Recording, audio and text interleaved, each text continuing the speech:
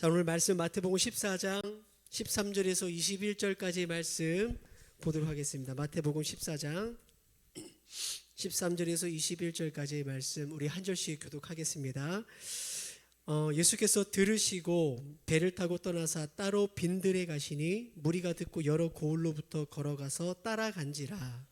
예수께서 나오사 큰 무리를 보시고 불쌍히 여기사 그 중에 있는 병자를 고쳐 주시니라. 저녁이 되매 제자들이 나와 이르되 이곳은 빈들이요 때도 이미 저물었으니 무리를 보내어 마을에 들어가 먹을 것을 사 먹게 하소서. 너희가 먹을 것을 주라. 제자들이 이르되 여기 우리에게 있는 것은 떡 5개와 물고기 2마리 뿐이니이다.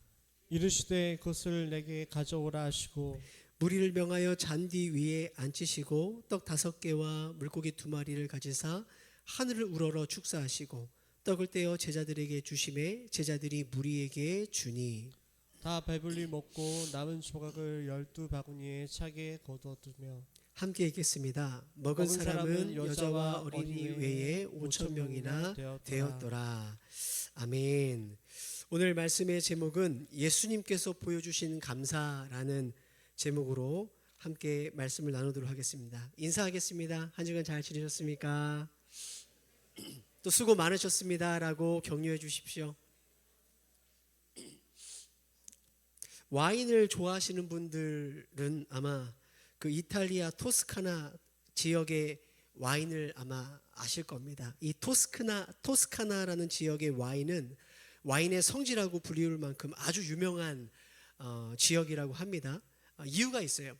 그것은 와인을 만드는 기술이 아주 뛰어나지만 무엇보다도 와인의 맛을 결정하는 이 포도 카베르네 프랑이라는 이 포도가 있대요. 카베르네 프랑이라는 이 포도가 그곳에서 생산되기 때문이라고 합니다. 그래서 이 와인 농가들은 이 포도를 수확하기 위해서 매년 토양을 가꾸고 줄기를 다듬고 해마다 이 포도밭에 온 힘과 정성을 다 쏟아붓는다고 합니다. 그런데 아무리 철저하게 준비를 잘 해도 결국 그 와인의 그 해의 와인의 품질을 결정하는 것은 따로 있다고 합니다. 그것은 바로 초가을에 내리는 이른 비와 늦가을에 내리는 늦은 비가 적절하게 내려야 된다고 해요. 왜냐하면 이 이른 비와 늦은 비가 적절하게 내리지 않으면 아무리 무슨 최신 기술을 다 동원해도 아무리 사람들이 땀 흘리고 애를 쓰더라도 와인을 결정짓는 이 포도가 제대로 된 당도와 풍미를 낼 수 없기 때문이라고 합니다. 그래서 와인 농가들은 최선을 다해 농사를 짓는 것과 동시에 늘 하늘을 바라보면서 이른 비와 늦은 비가 적당한 때에 내리기를 기다린다고 합니다. 제가 이러한 내용을 좀 살펴보면서 우리의 인생 또한 이와 같지 않나라는 생각을 하게 돼요. 여러분, 우리의 인생은 우리의 치열한 삶과 수고와 노력이 필요하죠. 그러나 그 수고와 애씀이 끝난 그 자리에 하나님이 우리의 삶에 주시는 이른 비와 늦은 비가 필요하다라는 거예요. 아무리 우리가 애를 쓰고 최선을 다해도 하나님의 은혜의 비가 없다면 사실 우리의 삶에 적절한 결실을 맺기는 어렵다라는 거죠. 여러분, 우리가 요즘에 부르는 찬양 중에 비준비하신이라는 찬양 아마 다들 아실 건데요. 이 찬양은 시편 147편을 가지고 만든 찬양입니다. 이 시편 147편은 어떤 시편이냐? 바벨론의 포로로 돌아온 이스라엘 백성들이 황폐한 땅에서 이 무너진 예루살렘을 다시 세우면서 하나님의 도우심을 기대하면서 부른 찬양입니다. 그런데 한번 생각해 보십시오. 70년 동안 땅을 비웠습니다. 그 황폐해진 그 땅, 무너진 성전을 바라보면서 누구도 우리가 이 땅을 새롭게 할 수 있다, 우리가 이 무너진 성전을 세울 수 있다라고 생각하는 사람은 아무도 없었다라는 거예요.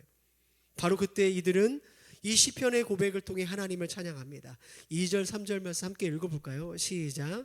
여호와께서 예루살렘을 세우시며 이스라엘의 흩어진 자들을 모으시며 상심한 자들을 고치시며 그들의 상처를 싸매시는도다. 이게 무슨 말일까요?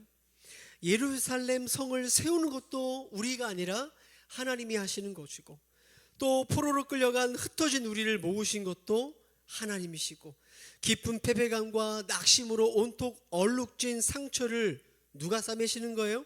하나님이 고치시고 싸매신다라는 거예요. 여러분, 그 하나님은 어떠한 하나님입니까? 4절 5절을 다시 한번 우리가 읽겠습니다. 시작. 그가 별들의 수요를 세시고 그것들을 다 이름대로 부르시는도다.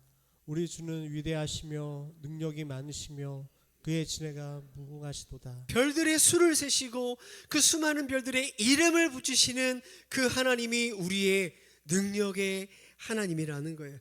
여러분, 그 능력의 하나님은 이 황폐한 땅을 새롭게 하시기 위해서 우리를 위해 은혜의 비를 준비하십니다. 8절. 그가 구름으로 하늘을 덮으시며 땅을 위하여 비를 준비하시며 산에 풀이 자라게 하시며.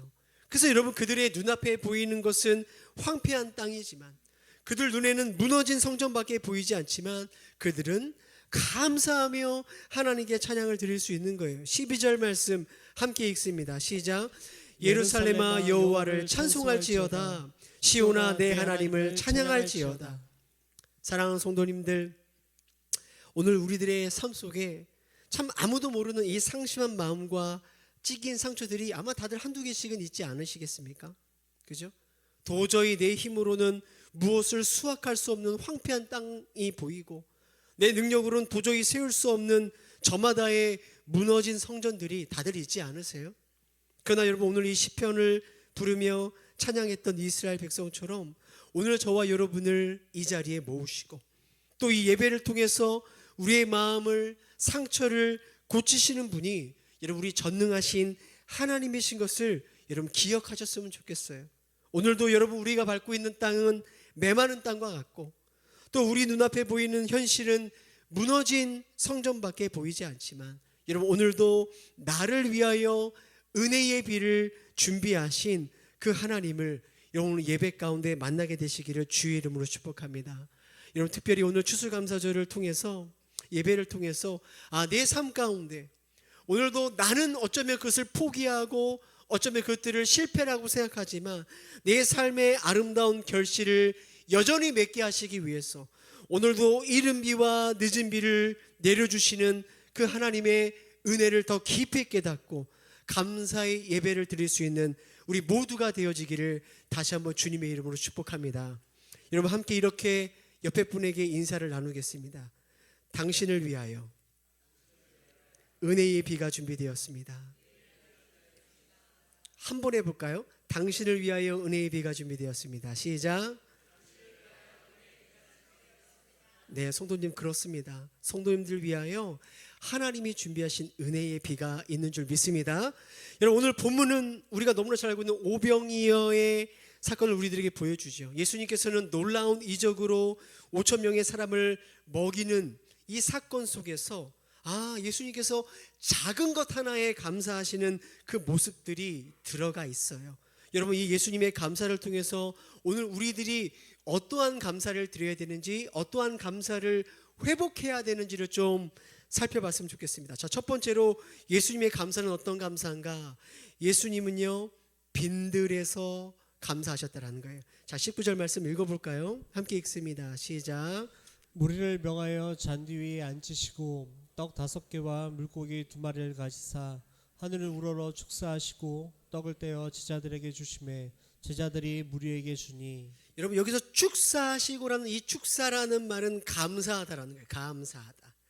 예수님께서 지금 감사하고 계시는 지금 이곳은 어떤 곳이죠? 15절에 보니까 이렇게 기록되어 있어요. 저녁이 되매 제자들이 나와 이르되 이곳은 빈들이다라는 거예요. 빈들. 여러분, 빈들이라는 이 단어를 헬라어로 보면 에레모스라는 단어를 쓰는데 이것은 다른 성경에서는 광야로 번역되었습니다. 광야. 즉 예수님께서 감사하고 계시는 이곳은 푸른 목초지가 아니에요. 비옥한 땅이 아닙니다. 아무것도 없는 광야입니다. 빈들이라는 거예요. 사랑하는 성도님들, 그래서 이런 빈들은요 감사할 조건이 없죠. 뭐가 있어야 감사드릴 거 아닙니까? 아무것도 없는 그 빈들에서, 그런데 오늘 예수님은 하나님께 감사를 드려요.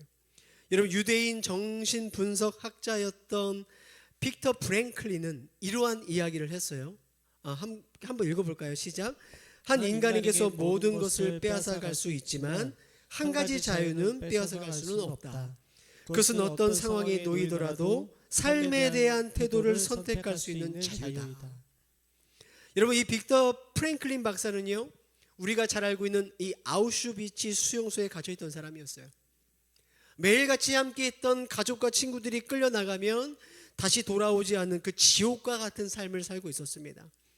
근데 여러분, 놀랍게도 그는 이 절망 속에서 희망이라는 삶을, 그 태도를 선택해요. 그래서 그는요, 깨어진 유리 조각을 구해서 매일 아침마다 면도를 했다고 합니다. 여러분, 내일 죽을 수 있는 그 삶의 면도가 무슨 의미가 있겠어요? 그리고 그 깨진 유리 조각으로 면도하니 얼마나 피가 났겠습니까? 그런데 여러분, 그는 매일 이 일들을 반복했다라는 거예요. 이유가 뭘까요?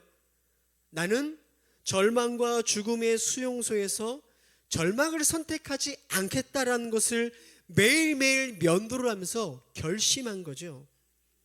여러분, 그가 삶에 대한 태도를 선택할 수 있는 자유를 빼앗기지 않았을 때, 여러분, 그는 이 죽음의 수용소에서 결국 살아남게 되더라는 거예요.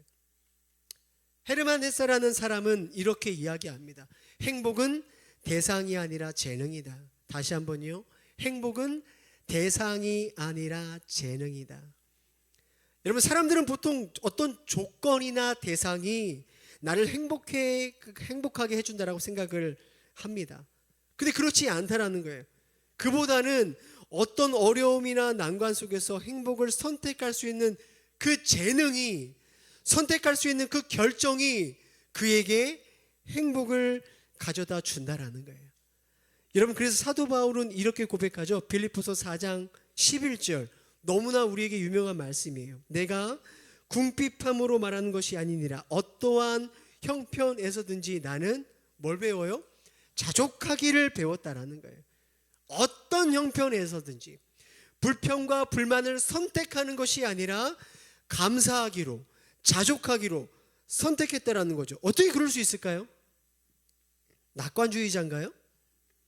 긍정의 힘으로 살라는 이야기인가요? 현실을 도피하는 태도로 살라는 것입니까? 그렇지 않아요. 바울이 감옥이라는 이 상황에서 감사를 선택할 수 있었던 것은 그 다음 절에 나옵니다. 13절 말씀 함께 읽어볼까요? 시작. 내게 능력 주시는 자 안에서 내가 모든 것을 할 수 있느니라. 여러분, 감사를 선택할 수 있는 능력이 어디서 나오는 거예요? 내가 예수와 함께 하고 있기 때문에. 그죠? 예수와 함께하는 그 삶이 어떤 형편에서도 감사를 선택할 수 있게 되더라는 거예요. 사랑하는 성도님들, 예수 안에 있는 우리는요, 어떠한 환경 가운데 들어 살게 되지만 그 환경의 지배를 당하는 자들이 아닙니다. 오히려 그 환경을 뛰어넘는 그 기쁨과 감사의 삶을 살 수 있는 사람들이에요. 예수 믿는 우리는 형편에 처하든지 궁핍에 처하든지 고난에 처하든지, 심지어는 여러분 이 프랭클린 박사처럼 우리가 이해하지 못하는 그 수용소 같은 삶 가운데 있을지라도 뭡니까? 감사를 선택할 수 있는 자예요. 왜냐? 그 빈들에서도, 그 우리의 인생에 아무것도 없는 그 빈들에서조차 주님이 우리와 함께하고 계시기 때문에 그래요. 여러분, 다니엘을 보면 감사를 선택하는 삶이 무엇인지를 우리에게 잘 보여줍니다. 자, 다니엘서 6장 10절 말씀에 보니까 다니엘이 이 조서에 왕의 도장에 찍힌 것을 알고도 그의 하나님께 감사했다라고 말하고 있어요. 페르시아의 총리로 살아왔던 다니엘의 인생에 광야가 찾아옵니다. 빈들이 찾아와요. 그게 뭐냐? 하나님께 기도하는 것을 그치지 않으면 다들 아시죠? 사자굴에 던져진다라는 거예요. 그 왕의 조서가 내려온 거 아닙니까? 근데 다니엘이 보여준 모습을 보세요. 그는 믿음이 빼앗겨질 수밖에 없는 그 상황에서 믿음을 선택하죠. 감사할 것이 전혀 없는 그 상황에서 그는 감사를 선택하다라는 거예요. 그의 하나님께 감사하였더라. 어떻게 이것이 가능할까요? 다니엘이요, 여러분, 불안과 절망을 선택하는 대신에 그는 뭘 선택한 거예요? 감사를 선택한 거예요. 감사할 수 있는 상황이 감사를 낳는 것이 아닙니다. 감사하기로 결단하는 그 삶이 그에게 감사를 가져다 준다라는 거예요. 여러분, 오늘 우리가 드리는 이 춘수감사절 어떻게 시작된지 다 아시지 않습니까? 종교의 자유를 찾아 청교도들이 메이플라워를 타고 미국에 도착을 하죠. 근데 이미 그 배에 타는 그 과정 가운데서 수많은 사람들이 질병으로 목숨을 잃습니다. 그렇게 힘들게 도착한 그 땅에 뭐가 기다리죠? 추위와 질병과 인디언들이 기다려요. 그 습격과 어려움 때문에 도착한 사람들의 절반이 또 죽어나갑니다. 그 척박한 땅에 그들이 농사를 지어서 이듬해 수확한 게 뭔지 아십니까? 옥수수 몇 개밖에 되지 않았다라는 거예요. 말 그대로 그들이 경험하고 그들이 살아가는 그 땅은 빈들이었어요. 아무것도 없습니다. 근데 여러분, 그들은 그 땅에서 절망을 선택한 것이 아니라 빈들에서 뭘 선택한 거예요? 감사하기로 선택했어요. 그 빈들에서 드리던 감사가 바로 추수감사절의 시작이 되었던 거죠. 가장 고통스러운 상황, 그 빈들에서 감사하기로 결정했던 그들의 삶의 태도가 여러분 오늘 미국을 시작하는 원동력이 되었다라는 거예요. 사랑하는 성도님들, 오늘 우리들의 삶이 때로는 빈들처럼 느껴질 때가 얼마나 많이 있어요. 제가 늘 우리 집사님들, 일하시는 분들 보면 참 마음이 이게 짠합니다. 그 새벽같이 일어나 하루 종일 일하고 그 저녁까지 땀 흘리고 수고해도 참 때로는 우리의 삶 가운데 뭔가 쥐어진 게 없는, 뭔가 좀 나아지는 게 없는 그러한 인생의 빈들을 우리가 만날 때가 참 많이 있어요. 여러분, 이번 주에 우리 자녀들이 수능을 봤죠. 제가 이게 수능 때마다 참 우리 자녀들을 보면 참 불쌍합니다. 초등학교 6년, 중고등학교 6년, 12년을 그 시험을 향하여 열심히 달려왔지만 안타깝게도 우리가 원하는 만큼 점수가 나오지 않을 때가 있죠. 학생들에게는 그게 빈들 아니겠습니까? 빈들. 그렇게 대학에 진학하면 끝입니까? 졸업해도 취업을 할 수 없는 그 빈들을 또 우리가 만납니다. 취업이 돼서도 결혼의 문제, 자녀를 낳고 키우는 문제가 계속해서 우리를 기다려요. 그렇게 자녀들까지 다 키우면 또 어떤 빈들이 기다립니까? 여기저기 또 아프기 시작합니다. 그죠? 노년을 준비하는 빈들이 또 기다려요. 그러니까 우리가 열심히 사는데, 그죠? 평생을 열심히 살고 또 내가 열심히 기도하고 소망하는 삶이 있지만 사실은 여러분 우리가 마주하는 현실은요, 풍성한 땅이 아니라 빈들이에요. 이게 우리의 인생이라는 거예요. 그런데 여러분, 바로 그때 그 빈들을 만날 때 여러분 어떤 때예요? 그때가 감사를 선택해야 될 때라는 거예요. 그죠? 이 빈들에서 내가 절망을 선택하느냐, 이 빈들에서 감사를 선택하느냐에 따라 우리의 삶 속에 절망의 이야기가 쓰여져 가는지, 하나님의 또 다른 새로운 소망의 이야기가 써 내려갈지가 결정이 되는 거예요. 그럼 무엇보다도 여러분, 우리가 서 있는 빈들 혼자입니까? 여러분 혼자 서 계십니까? 아니죠. 그 빈들에 누가 함께 계세요?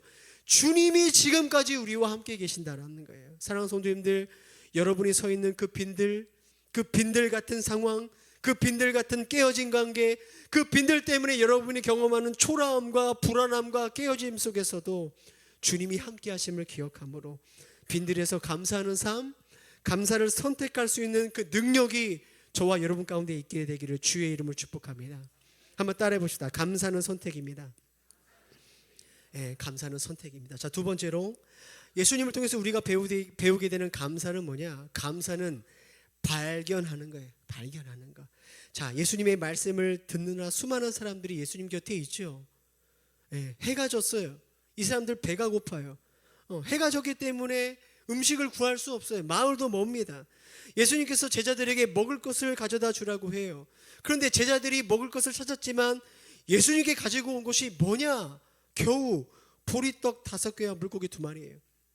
같은 본문을 다루고 있는 요한복음 6장 9절에 한번 읽어볼까요? 시작. 여기 한 아이가 있어 보리떡 5개와 물고기 2마리를 가지고 있나이다. 그러나 그것이 이 많은 사람에게 얼마나 되겠사옵나이까. 성경에 보니까 어린아이와 여자를 제외하고 5천 명이 있다고 그랬어요. 여러분, 남성들만 숫자를 세는 유대 문화를 우리가 보면 대략 2만 명 정도 이 자리에 모였다고 우리가 생각을 할 수 있죠. 그런데 예수님 손에 들려온 건 오병이어가 전부였어요. 2만 명의 사람들이 털털 턴 게 오병이어. 5천 명은 고사하고 예수님 혼자 드시기에도 너무나 부족한 양이에요. 너무 초라해요. 그래서 예수님 보십시오. 그 부족한 다른 상황을 보는 게 아니라 가지고 계시는 그 초라한 오병이어를 가지고 하나님께 감사하고 있다라는 거예요. 여러분, 감사라는 것은요, 내 손에 풍성하게 뭔가 들려있어서 감사하는 게 아니라는 거예요. 다 갖춰졌을 때 찾아오는 것이 아닙니다. 감사는요, 내게 주어진 것을 발견하고 감사하는 거예요. 부족한 중에 우리에게 주어진 오병이어가 있다는 것을 발견하는 것이죠. 그래서 여러분, 감사는 주어지기 전에 먼저 발견한 눈이 열려야 됩니다. 한번 따라해 볼까요? 감사는 발견하는 것입니다. 제가 어렸을 때 파랑새라는 동화책을 참 많이 읽었습니다. 다들 아시겠죠? 동화의 내용은 이렇습니다. 행복을 상징하는 그 파랑새를 찾아서 남매들이 여행을 떠나요. 다양한 세계를 만날 때마다 파랑새를 찾죠. 근데 그 나라를 떠나는 순간 파랑새의 색깔이 다르게 변하거나 파랑새가 죽어버려요. 남매들이 절망을 하죠. 근데 그 파랑새를 마지막에 어디서 찾죠? 자기 집에 키우는 새가 파랑새였다는 것을 나중에 알게 됩니다. 동화가 우리에게 뭘 이야기합니까? 우리가 찾아 헤매는 행복은 멀리 있는 게 아니라 이미 우리 곁에 있다는 걸 알려주는 거 아니에요? 그죠? 그러니까 행복은 다른 데서 찾는 게 아니라 행복은 발견하는 것입니다. 여러분, 감사가 그래요. 감사는 멀리 있지 않습니다. 이미 주어졌어요. 감사는 어느 날 주어지게 되는 것이 아니라 이미 나에게 주신 것을 발견하는 것입니다. 그 발견해서 그것을 입으로 감사를 고백하고 마음으로 느끼고 하나님께 감사를 올려드리는 거죠. 여러분, 제가 이렇게 감사절 설교를 준비하면서 재미있는 글 하나를 읽었습니다. 감사 테라피, 감사 치료라는 주제를 가지고 제이 데니스라는 사람이 글을 썼는데 한번 들어보세요. 재밌습니다.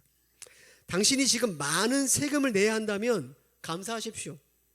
당신에게 안정된 직장과 사업장이 있다는 말이기 때문입니다. 당신의 몸무게가 늘어 옷이 맞지 않는다면 감사하십시오. 여럿 계시죠? 당신은 먹을 것이 넉넉한 인생을 살아오신 겁니다. 세탁할 옷이 집 한 구석에 많이 쌓여 있다면 감사하십시오. 당신에게는 적어도 갈아입을 옷에 여유가 있다는 뜻입니다. 멀리라도 주차할 공간을 찾았다면 감사하십시오. 당신에게 잠시라도 걸어갈 수 있는 운동의 기회가 주어졌기 때문입니다. 당신에게 불평할 대통령이 있다면 감사하십시오. 당신은 언론의 자유가 보장된 나라에 살고 있는 것입니다. 아침에 자명종 소리가 고통스럽게 들리거든 감사하십시오. 당신에게 일할 하루가 기다리고 있기 때문입니다. 해가 저물어 온몸이 나른하고 피곤하면 감사하십시오.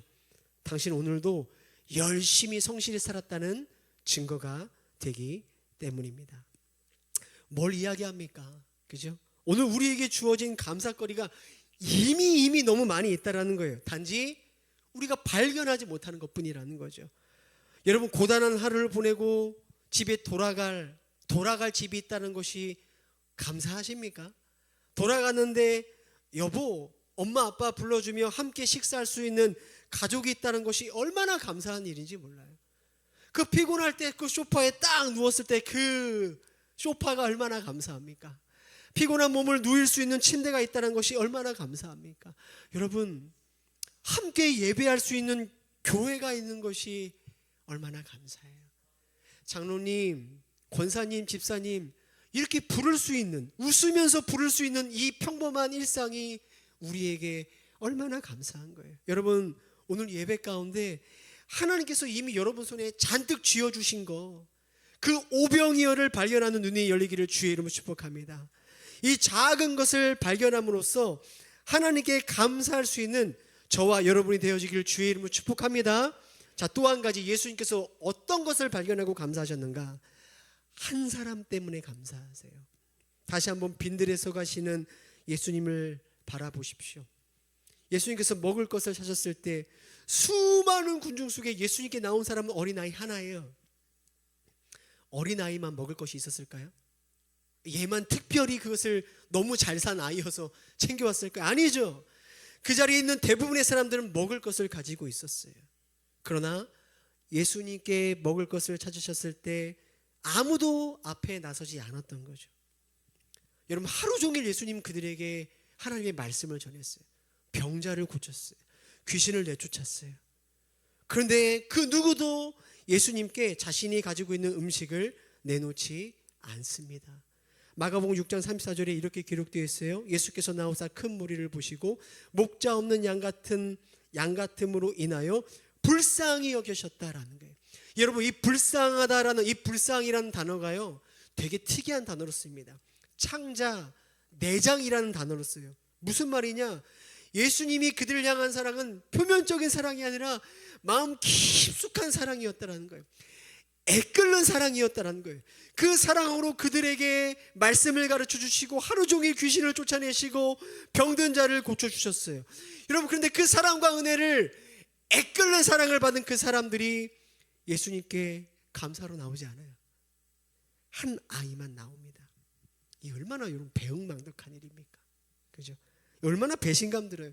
사실 앞다투어 그 받은 은혜에 감사해서 음식을 내놓아도 모자를 파네. 다들 먹을 것을 지금 감춰두고 있는 거 아니에요? 참 이게 정말 분통 터질 일 아닙니까? 근데 성도님들, 이 순간 예수님을 보십시오. 자기 욕심으로 음식을 감추고 있는 수많은 사람들이 예수님 다 아시지만 오직 한 사람, 이 한 아이를 보시며 하나님께 감사드리더라는 거예요. 성도님들, 우리는 지난 세월 동안 참 많은 사람들을 만나면서 이 자리까지 왔어요. 그들 모두는 어떤 식으로든 우리의 삶에 영향을 주고받는 사람들이죠. 때로는 우리가 마음을 주고 최선을 다해 사랑하고 도움을 준 사람들이 때로는 우리에게 가장 큰 상처로 주는 사람들로 다가올 때가 있습니다. 마치 오늘 예수님께서 경험하셨던 것처럼 그렇게까지 사랑했는데, 내가 그렇게까지 마음을 다해 다 돕고 은혜를 베풀었는데 그 한 끼 식사조차 내놓지 않고 숨겨두는 사람들이 우리 인생 가운데 만나게 됩니다. 이런 사람들 만날 때 얼마나 참 답답합니까? 얼마나 얄밉습니까? 때로는 그러한 사람 때문에 얼마나 실망하고 상처를 입는지 몰라요. 그런데 여러분, 오늘 말씀을 통해서 주님께서 우리에게 알려주시는 감사는 뭐예요? 자신의 이익을 챙기는 그 사람, 때론 나에게 해를 끼치고 떠난 그 사람들을 보지 말고, 그죠? 내 옆에 여전히 남아있는 그 한 사람, 여전히 내 앞에 서 있는 그 한 사람을 생각하며 감사하라는 거예요. 성도님들, 그렇게 본다면 저와 여러분들의 삶 속에 여전히 남아있는 그 한 사람이 있지 않습니까? 그죠? 여전히 여러분 곁에서 여러분의 편에 서 있는 그 한 사람, 여러분 가족 가운데 누가 남아있지 않아요? 그죠? 하나님께서 여러분에게 부여주신 그 한 사람이 여전히 동행교회 공동체 가운데 하나님께서 남겨두시지 않았습니까? 그 한 사람을 발견하는 눈이 열려야 되는 거예요. 나를 비난하고 손가락질하는 많은 사람들을 바라보며 분노하고 원망하는데 시간 쓰지 말고, 그 상처 때문에 붙들려 있지 말고, 한 사람이 여전히 나에게 남겨주신 그 한 사람, 나에게 보내주신 그 한 사람을 발견하는 사람은 이 어려움 가운데서도 하나님께 감사드리며 살아갈 수 있게 되더라는 거예요. 제가 한번 설교 때도 이런 말씀 드린 적이 있어요. 가끔 그 예식장을 가게 된 일이나 조문 가게 될 때 저 가장 먼저 제가 하는 일이 뭔지 아십니까? 우리 성도들 찾는 거예요. 모였는 데 가서 쏙 들어가는 겁니다. 그럼 안심이 돼요. 왜 그럴까? 오늘 말씀을 적용해서 생각해 보니까 어떤 사람들은 오해하고 등을 돌리고 비난을 하고 상처를 주더라도, 그 많은 사람들이 있더라도 저에게 있어서 그 성도님들은 자신의 소중한 한 끼를 내어주는 그 한 사람처럼 제가 느껴지기 때문에 그런 거죠. 성도님들이 저에게 그런 존재인 거예요. 그리고 저 또한 여러분에게 그러한 존재가 되었으면 좋겠어요. 함께하는 우리 누구가 서로에게 그 남아있는 한 사람이 되어지기를 주의 이름으로 축복합니다. 여러분, 분명히 있어요. 내 옆에서 한 끼를 내어주는 그 한 사람을 발견하는 눈이 열리게 되기를 주의 이름으로 축복합니다. 자, 마지막으로 예수님의 이러한 감사를 통해 우리가 배울 수 있는 것은, 감사는, 한번 따라해봅시다. 감사는 심는 겁니다. 감사는 심는 거예요. 심는 거.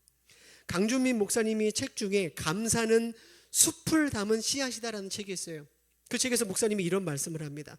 도토리 한 알에는 수천 구리의 도토리 나무가 감추어져 있다라는 거예요. 한 알밖에 되지 않지만 그 하나를 심었을 때 그 도토리 나무 하나에 수천 개의 도토리가 열리고 그 수천 개의 도토리 나무가 떨어져서 또 수천 그루의 도토리 나무가 자란다라는 거예요. 도토리 하나에서 시작되었는데 도토리 나무의 숲을 이루게 된다고 합니다.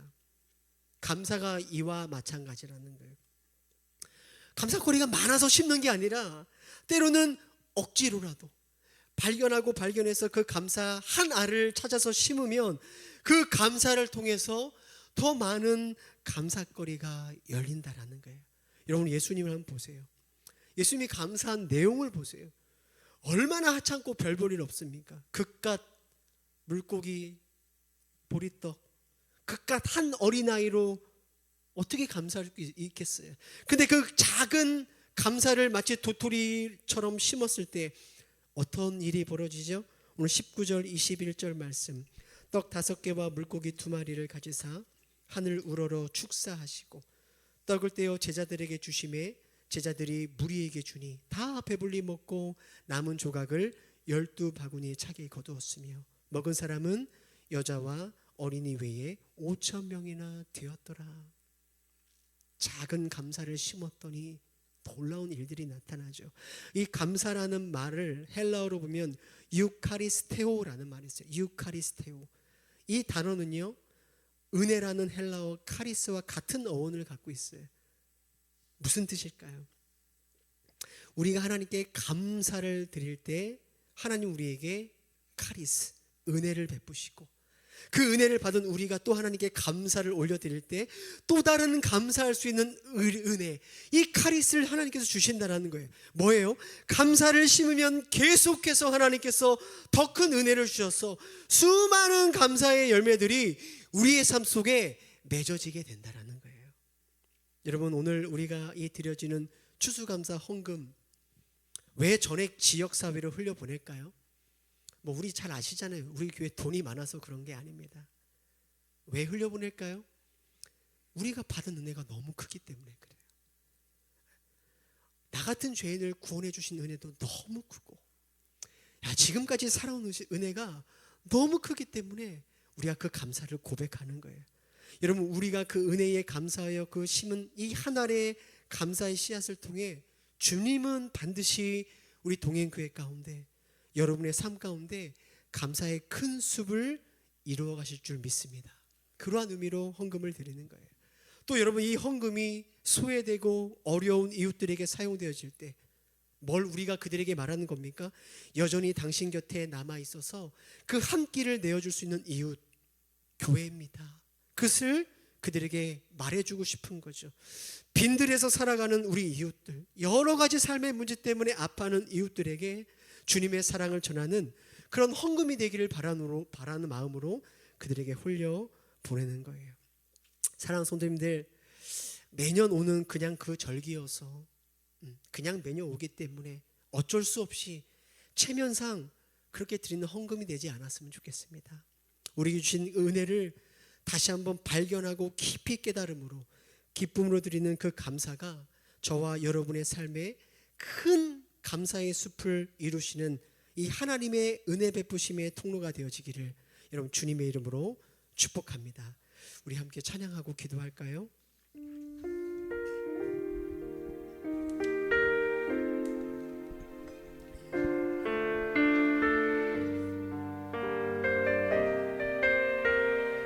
우리 말씀을 생각하면서 우리 함께 찬양하겠습니다. 날이 저물어 갈 때, 날이 저물어 갈 때, 빈들에서 걸을 때, 그때가 하나님의 때, 내 힘으로 안 될 때, 내 힘으로 안 될 때, 빈손으로 걸을 때, 내가 고백해 여호와. 우리 모인 이곳에 주님 함께 계시네. 아멘. 우리의 아버지, 우리의 작은 떡과 물고기 주 앞에 올려드릴 때에 작은 떡과 물고기 내 모든 걸 드릴 때 모두 고백해 믿음으로 선포합니다. 주가 일하시네. 주가 일하시네. 주가 일하시네. 주께 아끼지 않는 자에게 주가 일하시네. 주가 일하시네. 신뢰하며 걷는 자에게 주가 일하시네. 주가 일하시네. 주가 일하시네. 주께 아끼지 않는 자에게 주가 일하시네. 주가 일하시네. 신뢰하며 걷는 다시 한번 믿음으로 고백합니다. 주가 일하시네. 주가 일하시네. 주가 내 주님 주께 아끼지 않는 자에게 주가 일하시네. 주가 일하시네. 신뢰하며 걷는 자. 우리 말씀을 생각하며 기도하겠습니다. 주님, 우리의 눈을 열어주셔서 이미 나에게 주신 작은 오병이어를 발견하고 감사할 수 있도록 도와주십시오. 내 곁에 두신 한 사람으로 인해 감사할 수 있도록 도와주십시오. 이 빈들과 같은 인생 속에서도 주님이 여전히 우리와 함께 하심을 믿음으로 감사의 씨앗을 심어 놀랍게 일하시는 주님의 은혜를 경험할 수 있도록 우리의 삶에 은혜를 베풀어 주시옵소서. 우리 한번 주님 앞에 감사함으로 기도하며 나아갑니다. 함께 기도합니다. 살아계신 주님, 은혜와 사랑을 감사합니다. 무단한 추수감사절을 맞이하며 다시 한번 우리가 잃어버렸던